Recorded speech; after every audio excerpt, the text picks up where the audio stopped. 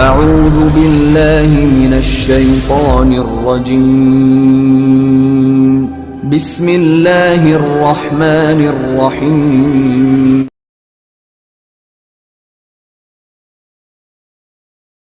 دن کی دعا ہمارے ساتھ پڑھ لیں۔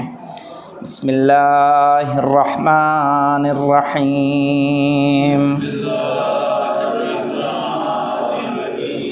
اللہم اجعل لی فیہ نصیبا من رحمتک الواسعہ واہدنی فیہ لبراہینک الساطعہ وخذ بناصیتی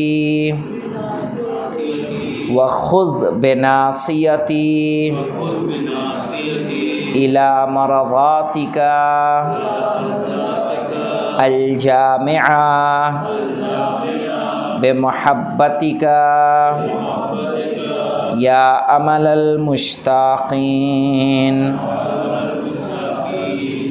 پالنے والے اس ماہ میں اپنی رحمت واسعہ میرے نصیب میں قرار فرما۔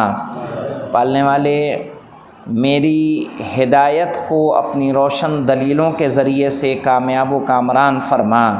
پالنے والے میری پیشانی کو اپنی خوشنودی کی طرف جھکا دے، اپنی محبت کے ذریعے اے مشتاقین کی امید اور آرزو۔ تین ہماری اہم دعائیں ہیں۔ پہلی ہے اپنے اپنے حق میں اللہ کی وسیع رحمت کا حصول، کہ اللہ کی جو رحمت ہے وہ ہم سب کو شامل حال ہو، چونکہ یہ مہینہ کس کا ہے؟ رحمت کا، برکت کا اور مغفرت کا، تو اللہ کی رحمت ہم سب کو نصیب ہو۔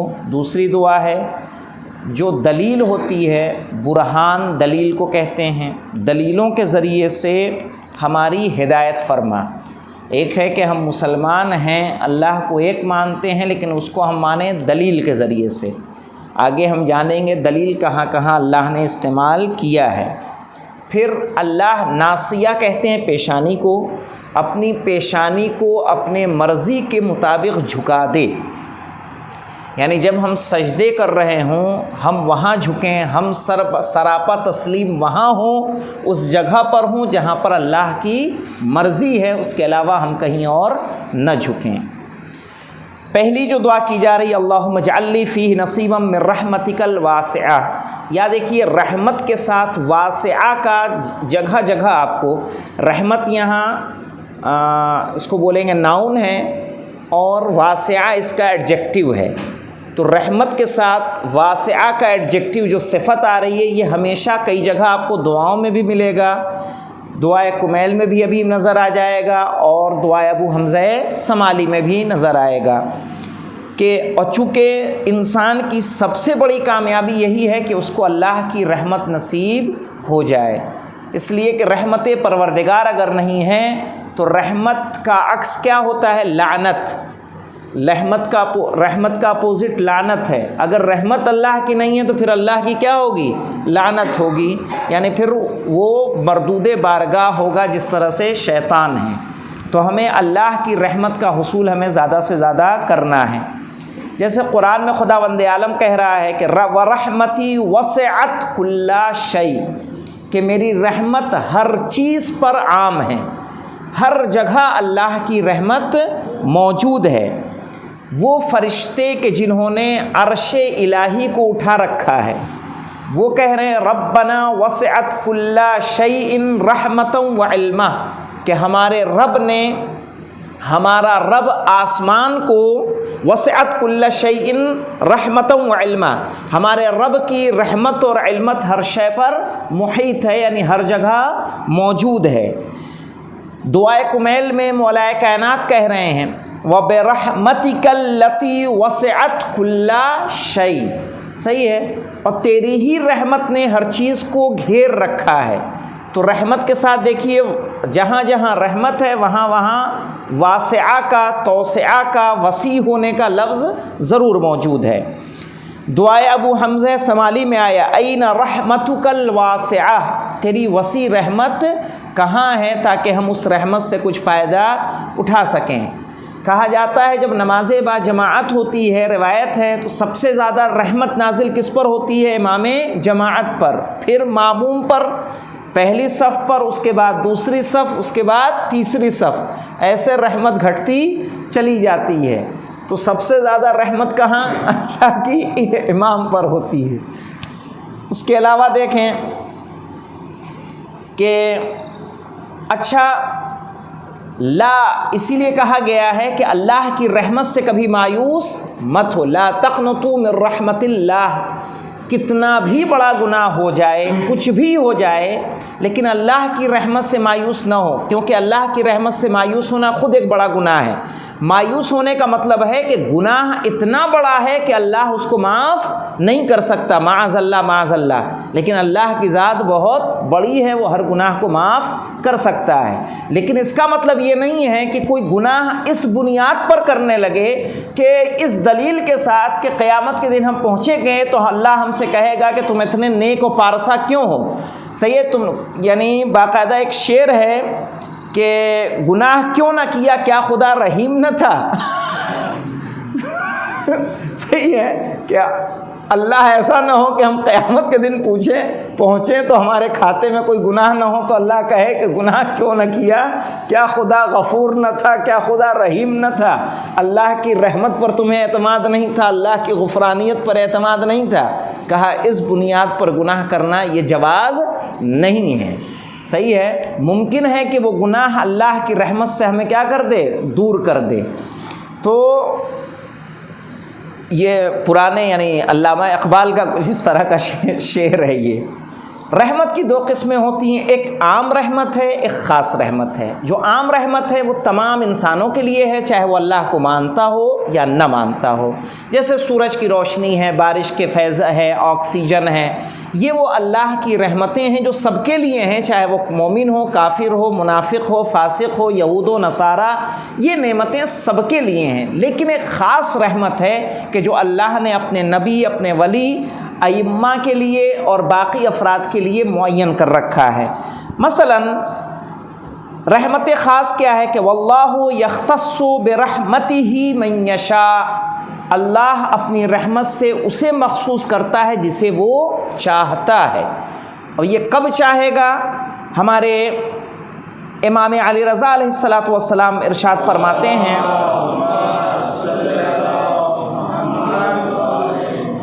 اس آیت کی تفصیل میں کہ المختص بالرحمت نبی اللہ و وصیہ، کہ رحمت جو مخصوص رحمت ہے وہ نبی سے مخصوص ہے، وصی نبی سے مخصوص ہے، وعطرتہما، اور نبی کی عطرت اور ان کے وصی کی عطرت، جو ان کی آل ہے، جو ان کے اہل بیت ہیں، ان سے یہ رحمت مخصوص ہے۔ اس کے بعد کہہ رہے ہیں کہ ان اللہ تعالی خلق 100 رحمت، اللہ نے رحمت کے 100 حصے بنائے ہیں، رحمت کے 100 حصے، ف99 رحمت عندہ مذخورۃ لمحمد وعلی وعطرتہما، کہا 99 رحمت کی قسمیں محمد، علی اور ان کی عطرت کے لیے مخصوص ہے، یعنی ان کے اہل بیت کے لیے مخصوص ہے 99۔ وَرَحْمَةٌ وَاحِدَةٌ مَبْسُوطَةٌ عَلَى سَائِرِ الْمَوْجُودِينَ، اور جتنے دنیا میں موجود ہیں سب کے لیے ایک حصے پہ رحمت ہے۔ سوچئے کہ ایک حصے پر رحمت ہے، تو جس کے ایک حصے پر رحمت ہے، اور جہاں جو 99% رحمت کس کے پاس ہے؟ اہل بیت کے پاس ہے، تو ان کا مرتبہ خدا کی بارگاہ میں کیا ہوگا؟ وہ اللہ سے کتنا قریب ہوں گے۔ ان کے گھر اگر دسترخوان اتر رہا ہے، ان کے جھولے اگر جبریل و میکائیل جھلا رہے ہیں، تو اس میں کوئی تعجب کی بات نہیں ہے، کیونکہ رحمت کے 99 حصہ کس کے پاس؟ اہل بیت کے پاس، ایک حصے میں پوری کائنات موجود ہے۔ صحیح ہے، جو ایمان لا رہے ہیں، جو نماز شب پڑھ رہے ہیں، جو تقویٰ کر رہے ہیں، جو جنگلوں میں جا کے عبادت کر رہے ہیں، جو ایک دم تنہائی اعتکاف میں مسجد میں بیٹھے ہوئے ہیں، پورا رمضان اعتکاف میں گزار رہے ہیں، وہ سب کس میں ہیں؟ 1% رحمت میں ہیں۔ 99% میں اہل بیت کو رکھا گیا ہے۔ پھر کہا ان اللہ قریب من المحسنین، ان رحمت اللہ قریب من المحسنین، کہ بے شک اللہ کی رحمت نیک عمل انجام دینے والوں کے قریب ہے۔ یعنی جب انسان نیک عمل انجام دیتا ہے تو اللہ کی رحمت کے وہ قریب ہوتا ہے۔ وَكَانَ بِالْمُؤْمِنِينَ رَحِيمًا، اور اللہ کی ذات وہ ہے جو صاحبان ایمان پر بہت زیادہ مہربان ہوتا ہے۔ ماہ رمضان ان مہینوں میں سے ہے کہ جس میں رحمت پروردگار زیادہ ہوتی ہے، اللہ کی رحمت زیادہ سے زیادہ اس کا نزول ہوتا ہے۔ اسی لیے ہم سے دعا کے لیے کہا گیا ہے کہ پالنے والے ہمیں اس مہینے میں رحمت واسعہ کا کچھ حصہ بھی نصیب فرما، اسی لیے ہم نے یہ دعا کی ہے۔ اگر یہ رحمت سے کوئی حاصل نہ کر سکے، رحمت کو نہ پا سکے، تو رسول اکرم صلی اللہ علیہ وآلہ وسلم ارشاد فرماتے ہیں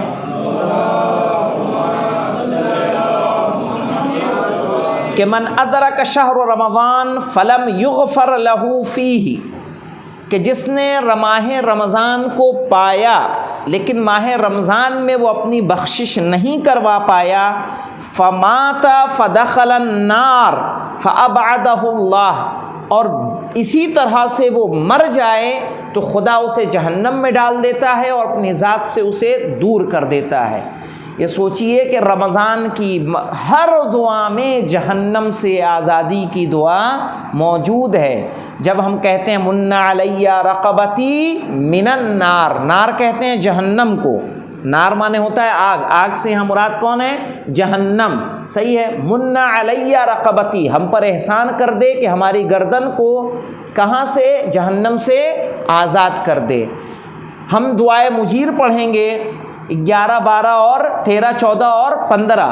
13، 14 میں وَأَجِرْنَا مِنَ النَّارِ یا رب، اجرنا من النار یعنی جہنم سے ہمیں کیا کر دے؟ آزاد کر دے اے میرے رب، صحیح ہے۔ جب ہم دعائے جوشن کبیر پڑھتے ہیں تو اس میں بھی ہوتا کیا ہے کہ جب ہم روزانہ کی دعا پڑھتے ہیں تو اس میں اللہ کے کچھ نام آتے ہیں، صحیح ہے۔ اسی طرح سے اللہ کے کم نام آتے ہیں، یا علی و یا عظیم و یا غفور و یا رحیم، یہ کس کے نام ہیں؟ یا علی و یا عظیم و یا غفور و یا رحیم، صحیح ہے، یہ سب اللہ کے نام ہیں۔ جب ہم دعائے مجیر پڑھتے ہیں تو اللہ کے نام اور زیادہ اللہ کے ناموں کا واسطہ دیتے ہیں۔ اسی طرح سے دعائے جوشن کبیر پڑھتے ہیں تو اللہ کے 1000 ناموں کا واسطہ دیتے ہیں۔ سوچئے یہ جس طرح سے رمضان گزرتا جاتا ہے، اللہ کے ناموں کا واسطہ دے کے ہم اپنے آپ کو جہنم سے آزاد کرانے کی دعا کرتے رہتے ہیں اللہ کی بارگاہ میں۔ تو اسی لیے کہا من ادرک شہر رمضان، جس نے شہر رمضان کو پایا، فلم یغفر لہ، لیکن اس نے کوئی ایسا کام نہیں کیا کہ جس کی وجہ سے اس کی مغفرت ہو سکے، فمات فدخل النار، اگر وہ مر جائے اسی حالت میں تو وہ جہنم میں جائے گا۔ اور اس کے علاوہ دیکھیے کہا گیا قد اقبل الیکم شہر اللہ بالبرکۃ والرحمہ، کہ یہ مہینہ رسول کی جو خطبہ شعبانیہ ہے اس میں آئی ہے، یہ کلمہ آیا ہے کہ قد اقبل الیکم شہر اللہ بالبرکۃ والرحمہ، کہ اللہ کا مہینہ تمہارے سامنے برکت اور رحمت کے ساتھ آ رہا ہے۔ اس کے علاوہ اسی خطبے میں رسول اکرم فرماتے ہیں فَإِنَّ الشَّقِيَّ مَنْ حَرُمَ غُفْرَانَ اللَّهِ فِي هَذَا الشَّهْرِ، کہا بدبخت ہے وہ انسان کہ جو اللہ کی مغفرت سے اس مہینے میں باقی رہ جائے، یعنی جس کو اللہ کی مغفرت نصیب نہ ہو۔ اس لیے انسان کو کوشش کرنی چاہیے کہ عبادتوں کے ذریعے، تلاوت قرآن کے ذریعے زیادہ سے زیادہ اللہ کی مغفرت، رحمت کو اپنے حصے میں کرنے کی کوشش کرے۔ دوسرا فقرہ وَاهْدِنِي فِيهِ لِبَرَاهِينِكَ السَّاطِعَةِ، یعنی پالنے والے ہماری ہدایت فرما اپنے محکم دلیلوں سے۔ ظاہراً یہاں پہ برہان کا لفظ استعمال کیا گیا ہے، برہان کا پلیورل ہے براہین، صحیح ہے، برہان سنگولر ہے، براہین پلیورل ہے، جمع ہے، بہو وچن ہے۔ کہا راہ رحمت کے لیے ضروری ہے کہ جب ہم اللہ کی رحمت کو پائیں، ہدایت کے لیے ضروری ہے کہ سب سے پہلے ہمیں راستے کی شناخت ہونی چاہیے کہ ہم کس راستے پر چلیں۔ دنیا میں بہت سارے راستے موجود ہیں، آپ کس راستے کو چنیں کہ جس پر چلتے ہوئے اپنی منزل تک پہنچ جائیں۔ ممکن ہے کہ انسان کسی ایسے راستے کو چن لے کہ جو آگے سے جا کے بند ہو، جو آگے کسی ہمیں کھائی میں لے جا رہا ہے، کیسے کبھی کبھی گوگل میپ کو فالو کرتے ہوئے انسان ایسی ایسی گلیوں میں پہنچ جاتا ہے کہ جہاں سے نکلنا بھی مشکل ہوتا ہے۔ تو کہا آپ دنیا میں اللہ نے ہمیں عقل دی ہے، ہر انسان کو دی ہے، دنیا میں بہت سارے مذہب موجود ہیں، کون سا مذہب آپ کو منزل مقصود تک پہنچائے گا، اللہ تک پہنچائے گا، اس مذہب کو، اس راہ کو چننا ہمارے اختیار میں ہے۔ اسی لیے اصول دین میں تقلید نہیں رکھی گئی ہے کہ ہم سوچیں، بچاریں، غور کریں اور اس کے بعد اس صحیح مذہب کو چنیں۔ اس کے بعد ہے ہدایت کے اسباب، کہہ رہے ہیں هو الذی انشأ لکم السمع والابصار والافئدۃ، کہہ رہے وہی اللہ ہے کہ جس نے تمہارے لیے کان بنائے، آنکھیں بنائیں، دل بنایا ہے تاکہ تم ان کا استعمال کرتے ہوئے کچھ سوچو، غور و فکر کرو۔ اگر تم ان کا استعمال آنکھیں بند کر کے رہو گے تو ظاہر ہے تمہیں ہدایت ملنے والی نہیں ہے۔ اور دیکھیے جب ان کا پتہ چل جائے تو کیا ہوگا، جب آپ کو راستہ آپ نے چن لیا، راستہ چننے کے بعد آپ نے ہدایت کے اسباب کو بھی مہیا کر لیا، پھر آپ کو ہادی صحیح چننا ہے کہ کون سا آپ کا ہادی، کون سا گائیڈ ہونا چاہیے آپ کے لیے، کون سا رہبر ہونا چاہیے، کون سا گرو ہونا چاہیے کہ جو آپ کو منزل مقصود تک لے کر جائے۔ اس لیے کہ یا ایھا النبی، رسول یعنی ہدایت کے لیے خداوند عالم فرما رہا ہے کہ یا ایھا النبی انا ارسلناک شاہدا ومبشرا ونذیرا، کہ اے نبی آپ کو ہم نے بھیجا ہے شاہدن، گواہ بنا کے، مبشرن، بشارت والا بنا کے کہ آپ بشارت دیں، ونذیرن، اور ڈرانے والا بنا کر بھیجا ہے، داعیا الی اللہ باذنہ سراجا منیرا، تاکہ آپ سراج منیر ہیں، روشن چراغ ہیں، آپ اللہ کی طرف لوگوں کو دعوت دیں۔ تو ظاہر ہے اب اس کا مطلب یہ ہے کہ رسول کون ہوئے ہمارے لیے؟ ہادی ہوئے کہ جن کی ہمیں پیروی کرنی ہے۔ قرآن میں دوسری جگہ ارشاد ہو رہا ہے وَجَعَلْنَاهُمْ أَئِمَّةً يَهْدُونَ بِأَمْرِنَا، کہ ہم نے کچھ ائمہ بنائے ہیں۔ ائمہ یہ بھی جمع ہے، امام اس کا سنگولر ہے، ائمہ اس کا پلیورل ہے۔ تو وَجَعَلْنَاهُمْ أَئِمَّةً، ہم نے کچھ ائمہ بنائے ہیں، امام بنائے ہیں، یہدون بامرنا، جو ہمارے حکم سے ہدایت کرتے ہیں۔ تو ظاہر ہے اگر ہم رسول کی زندگی کو دیکھیں گے تو رسول نے کس کو ہادی بنا کے بھیجا ہے؟ صحیح ہے، وہ ہمارے سامنے رسول نے اپنی زندگی میں اتنی ساری حدیثیں شناخت کروائی ہیں، وضاحت کے طور پر نام بتائے ہیں، ان کو اپنے سے عزیز رکھا ہے تاکہ انسان پہچان سکے کہ رسول کے بعد کس کو فالو کرنا ہے۔ انشاءاللہ ہم شیعہ شناسی میں ابھی اس کو دیکھیں گے۔ پھر یہ ہے کہ اس کے لیے سراپا تسلیم ہو جانا، صرف ماننا کافی نہیں ہے۔ میں نے ایک مرتبہ آپ کو نصارہ نجران کے متعلق بتایا تھا، نصارہ نجران عظمت اہل بیت کا ادراک کر رہے تھے، وہ یہ کہہ رہے تھے نا کہ ہم ان لوگوں کو دیکھ رہے ہیں کہ اگر یہ پہاڑ کو اشارہ کر دیں تو پہاڑ ریزہ ہو جائیں، پہاڑ اپنی جگہ چھوڑ دیں۔ تو وہ بھی حمد کر رہے ہیں کہ نہیں کر رہے ہیں؟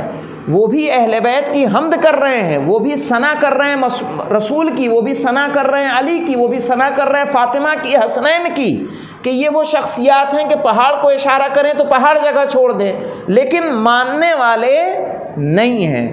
تو اگر ہم بھی یہی کام کریں گے کہ ہم اہل بیت کو تو مانیں، ان کی داد و تحسین کریں، ان کی واہ واہی کریں، ان کی فضیلتیں بیان کریں، قصیدے پڑھیں، لیکن ان کی سیرت پر عمل نہ کریں تو ہم نصارہ نجران کے مطابقت میں ہو جائیں گے، انہی صف میں ہم کھڑے ہوں گے کہ ہم جو ہیں اعتراف تو فضیلت کا کر رہے ہیں لیکن اہل بیت کی بات کو ماننے والے نہیں ہیں۔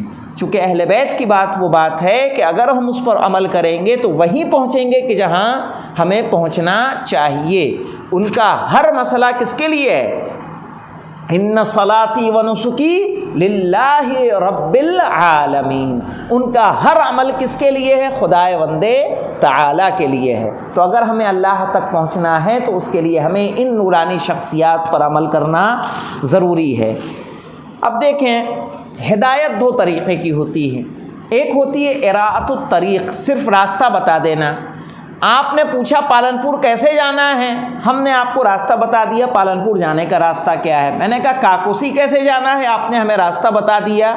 ایک ہے کہ آپ نے باقاعدہ ہمیں لے جا کر پہنچایا، اس کو کہا جاتا ہے ایصال المطلوب۔ اراءۃ الطریق عام لوگوں کا کام ہے، لیکن مقصد تک پہنچانا یہ ہمارے ائمہ، انبیاء اور اہل بیت کا کردار ہے کہ وہ لوگوں کو اس کے ہدف اور منزل تک پہنچاتے ہیں۔ صرف امام حسین علیہ السلام نے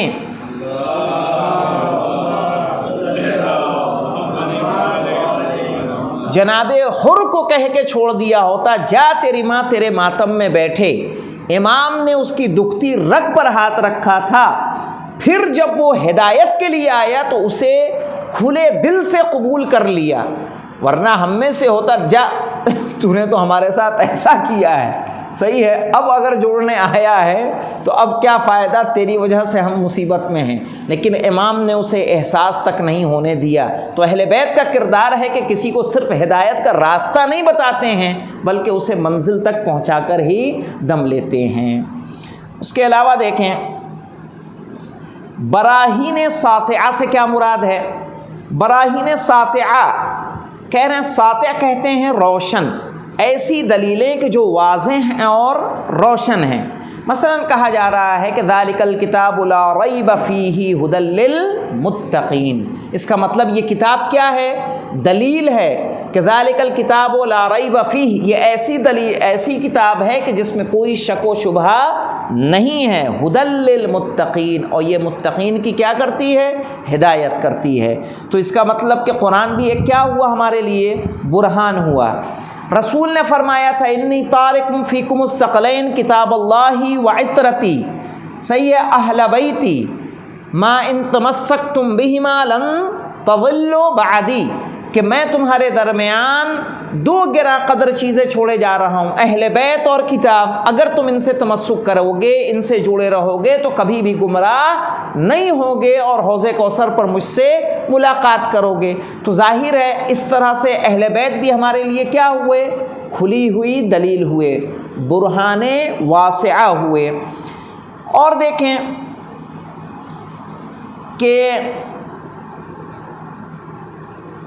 قرآن ایک جگہ کہہ رہا ہے کہ یا ایھا الناس قد جاءکم برہان من ربکم فانزلنا الیکم نورا مبینہ، کہ اے لوگوں تمہارے پاس تمہارے رب کی جانب سے برہان آ چکا ہے۔ برہان یعنی دلیل۔ جناب مفسرین نے اس کی جانب یہ اشارہ کیا ہے کہ یہاں برہان سے مراد یا تو دین اسلام ہیں یا رسول اسلام ہیں، صحیح ہے، دین اسلام یا رسول اسلام، کہ تمہارے پاس اسلام آ چکا ہے۔ جناب یوسف کی داستان میں ملتا ہے کہ وَلَقَدْ هَمَّتْ بِهِ وَهَمَّ بِهَا لَوْلَا أَنْ رَأَىٰ بُرْهَانَ رَبِّهِ، کہ اس نے ان کو گمراہ کرنا چاہا، جال میں پھنسانا چاہا، لیکن اگر جناب یوسف برہان نہ دیکھ لیتے تو یہ بھی گناہ میں ملوث ہو جاتے۔ یہاں گناہ میں ملوث ہونے کا مطلب یہ نہیں ہے کہ یہ بھی زنا کر بیٹھتے، بلکہ مفسرین نے اس کا مطلب یہ نکالا ہے کہ ممکن ہے کہ وہاں جناب زلیخا کو وہ قتل کر دیتے یا ان کے ساتھ کوئی اور دوسرا معاملہ انجام دیتے۔ تو کہا انہوں نے برہان دیکھا، تو برہان دیکھنے کے بعد وہ اس گناہ سے بچ گئے۔ اب یہاں مفسرین نے لکھا ہے کہ اس کا مطلب یہ نہیں ہے، ہاں یہاں پہ لکھا ہے کہ اس کا یہاں برہان کا مطلب یا تو مقام عصمت ہے، یا روح ایمان ہے، یا تقوی ہے، یا مقام شہود، کہ جہاں انسان ہر چیز دیکھتا ہے، یعنی قیامت بھی اسے نظر آتی ہے، مرنے کے بعد کی چیزیں بھی اسے نظر آتی ہیں۔ جناب موسیٰ کی داستان میں، جناب موسیٰ و فرعون کی داستان میں ملتا ہے فَذَانِكَ بُرْهَانَانِ مِن رَبِّكَ إِلَىٰ فِرْعَوْنَ وَمَلَئِهِ، کہ وہ دونوں فرعون اور ان کی امت کے لیے دونوں دلیل ہیں۔ اب یہاں پہ کس کے ذریعے سے ہدایت ہو رہی ہے؟ جناب موسیٰ اور ہارون کے ذریعے سے۔ اسی طرح سے ہمارے اہل بیت رسول اور اہل بیت رسول اور مولا کائنات کیا ہیں؟ دونوں ہمارے لیے برہان ہیں۔ تیسرا فقرہ ہے وخذ بناصیتی الی مرضاتک الجامعہ، مرضات یعنی اللہ کی مرضی۔ ہم دوسرے دن کی دعا میں اس کی شرح کر چکے ہیں کہ رضائے پروردگار کو حاصل کرنے کے لیے کیا کیا کیا جا سکتا ہے۔ جیسے ہم نے کہا تھا کہ اللہ کی رضا اطاعت پروردگار سے ملی ہوئی ہے، اگر کوئی اللہ کی اطاعت کرے گا تو اس کو اللہ کی رضا شامل حال ہوگی، اگر اطاعت نہیں کرے گا تو ظاہر ہے اللہ کی رضا اس کو شامل حال نہیں ہوگی۔ مرضات جامعہ کی ہم دعا کر رہے ہیں، اگر اللہ کی مرضی ہمیں شامل نہ ہو تو جس طرح سے مولائے کائنات نے دعائے کمیل میں کہا ہے کہ یا ربی انت تعلم ضعفی عن قلیل من بلاء الدنیا و عقوباتها، کہ پالنے والے تو جانتا ہے، جس کی طرف میں پہلے روشنی ڈال چکا ہوں، تو جانتا ہے کہ ہم دنیا کی تھوڑی تھوڑی بلاؤں کو برداشت نہیں کر سکتے کہ جن کی مدت کم ہوتی ہے، جن کا ٹکاؤ زیادہ نہیں ہوتا، جو بہت زیادہ سخت نہیں ہوتے، تو ہمارا یہ کمزور جسم کس طرح سے آخرت کے عذاب کو برداشت کرے گا۔ ظاہر ہے جب اللہ ہم سے راضی نہیں ہوگا تو ہمیں آخرت میں عذاب کا سامنا کرنا پڑے گا۔ والحمدللہ رب العالمین۔